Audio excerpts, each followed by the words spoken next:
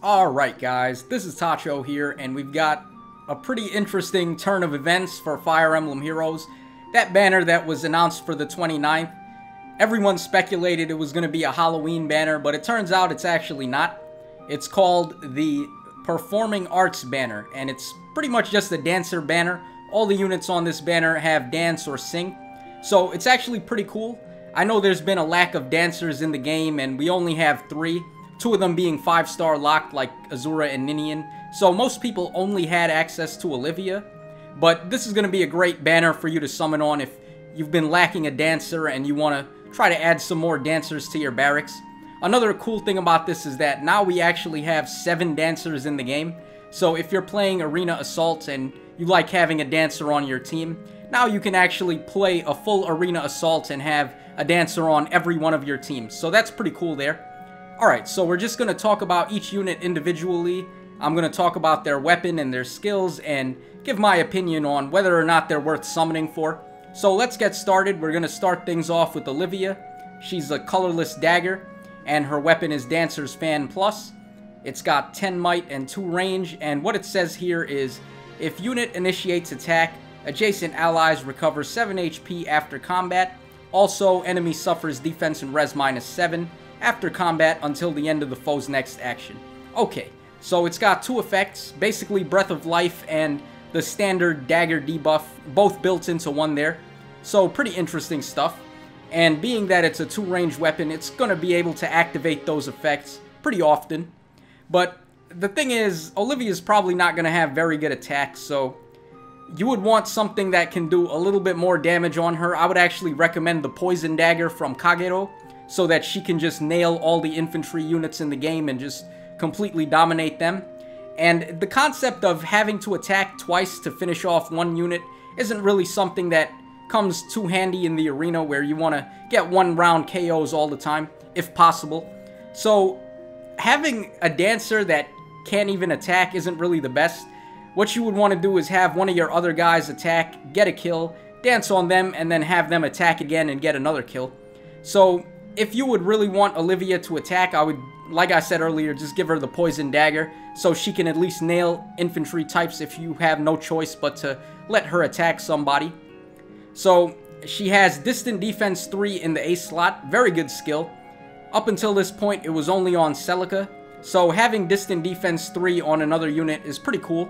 And in the event that for some reason you don't want to keep your Olivia, you can actually sacrifice her for skill fodder to give distant defense to a good unit that wants it, like probably the Black Knight or Xander or anyone with built-in distant counter that would like to get a little bit of a res boost when they're fighting against mages.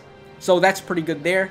And then in the B slot, not just Olivia, but all these other units have some special skills in the B slot that revolve around stat buffing if they sing or dance on an ally. So the one that Olivia has here is Blaze Dance 3, and what it says is, if Sing or Dance is used, target also granted attack up 4. So it's kind of like Hone Attack, except it goes off if you dance on an ally. And this is pretty interesting because up until this point, the C slot was really the only slot where you could give stat buffs to your allies with stuff like Hones and Fortifies. But now we've added that to the B slot for dancers, so that's a pretty cool concept there. And if you wanted, you could combo it with Hones and Fortifies to also get a double buff and make your dancer into a pretty solid team buffer overall. But the thing about that though is that in practice you would dance on a unit and then they would move away from you to attack. So they're not actually going to be directly next to you on the next turn to get the Hone or Fortify buff. So what I would suggest doing actually is running the drive skills, because those are basically just spur buffs and they activate when your allies are within 2 spaces away. So those are going to be a little bit better than Hones or Fortifies on a dancer if you're going to run the B slot stat buffing skills. So overall, Olivia not bad. I kind of want to build her with the Poison Dagger setup like I was talking about and see just how effective a dancer can be when they can actually do some good damage. Like I know Olivia, Azura, and Ninian, well not so much Azura because she has the Sapphire Lance and she can hold her own against red swords. But when it comes to Ninian and Sword Olivia, they're really not that powerful. They have low attack and they also have pretty weak weapons. So you would have a hard time getting kills with them but having Poison Dagger on a Dancer could be pretty cool, since that means either one of your other allies can move twice and get a second kill, or the Dancer can just get the kill themselves with Poison Dagger. So overall, Olivia, not bad. I like her. Okay, moving on to the next unit, we have Inigo. This guy is a green mage, so he's capable of running Grand Blade Plus if you wanted to pass that on to him. That's something that this banner is really interesting with, is because technically all of these dancers can actually get kills if you build them right, which is pretty awesome. I know Azura could possibly get kills if you gave her like distant counter, and she'd be able to take on pretty much every red unit since she has really high res. But that's not really good enough because she can't be offensive herself. But with Grand Blade on Inigo or Poison Dagger on Olivia, you could actually have your Dancer double as an offensive unit in the event that you need them to attack. So pretty cool stuff. Inigo's regular weapon is Dancer's Ring Plus. It's got 12 might and 2 range, and what it says here is, if unit initiates attack, adjacent allies recover 7 HP after combat. Okay, so it's got the Breath of Life effect, but really that's not so interesting for a tome, so like I said, you'd probably want to give him Grand Blade Plus instead, since it's got more might and it can really easily stack the damage on. Then he has Dance. All these units have either Dance or Sing, so that's pretty common on this banner. Then he has, in his B slot, he has Gale Dance 3, which is going to grant Speed Up 4 to an ally if he sings or dances on them. So pretty cool. But like I said, you wouldn't really want to run Hone or Fortifies together with those B slot passives, because the concept of dancing is that after you dance on an ally, they're going to move away from your Dancer, so they're not going to be next to you on the next turn to get the buff from a Hone or a Fortify skill. So you'd probably want to replace this guy's C-slot passive. He comes with Hone Attack 3, which is okay in theory, but in practice you'd probably rather have a Drive skill. And those are kind of hard to get, because only Brave Lucina and Delthea have access to the good Drive skills. And I guess Roderick as well, he's got Drive defense, but I haven't seen too many people run that. Okay, so overall, Inigo, he's actually not as interesting as Olivia, I think, but he's not bad. Grand Blade is, of course, going to be really good on him, and the thing, though, is that Olivia could be immediately useful with Poison Dagger, whereas Inigo would need some outside buffs to really pile on the damage with Grand Blade. So overall, I would say Olivia is just a little bit better, but still, Inigo's not bad. Okay, moving on to the next one, we've got Azura here. This is probably the main unit for this banner because she's the only one with a legendary weapon. And on top of that, Azura's silhouette from the preview on the Twitter post was pretty easy for a lot of people to figure out, so we predicted that Azura would be on this banner in her second outfit from Fates, and here she is.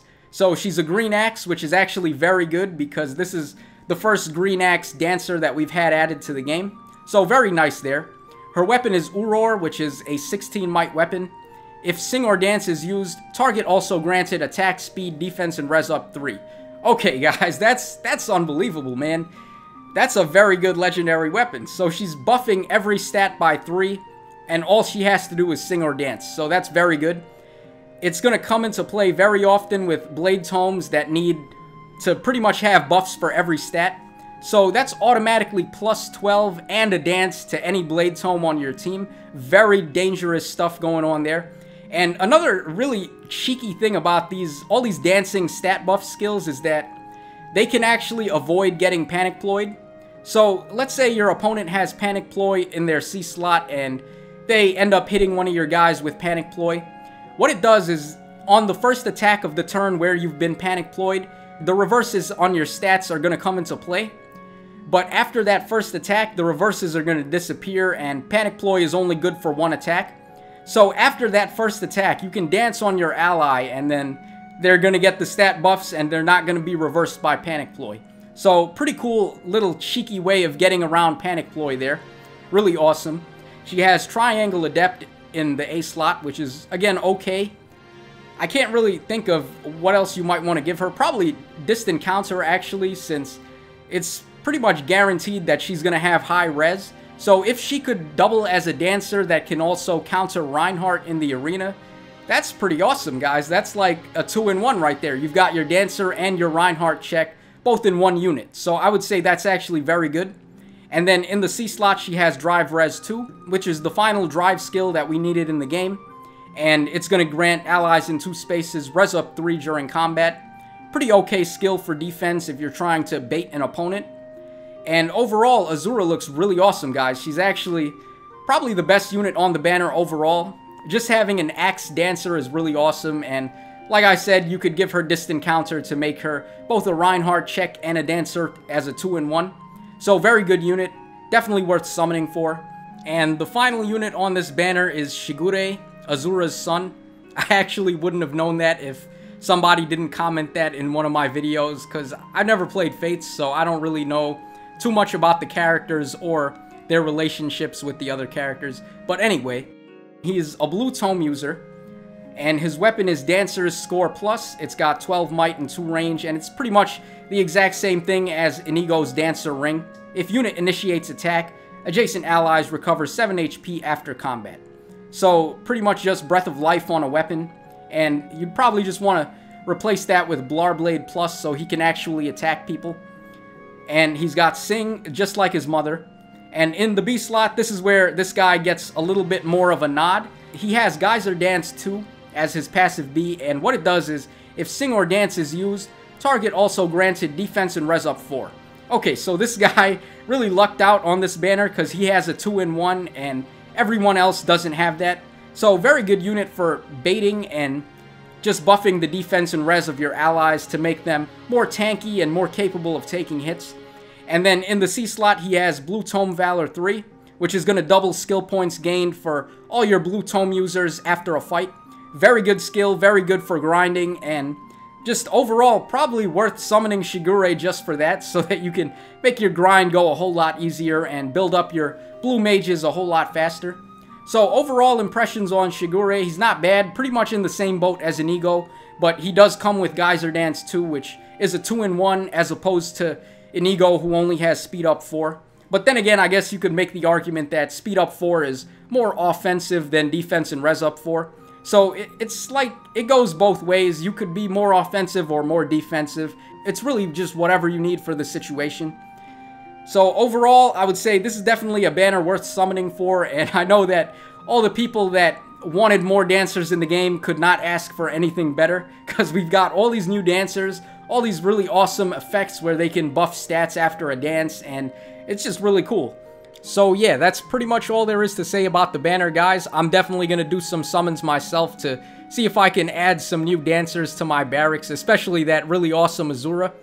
So yeah, guys, this is your boy Tacho signing out. Hope you enjoyed the breakdown, and as always, cheers, have a great day, and I hope to see you again next time.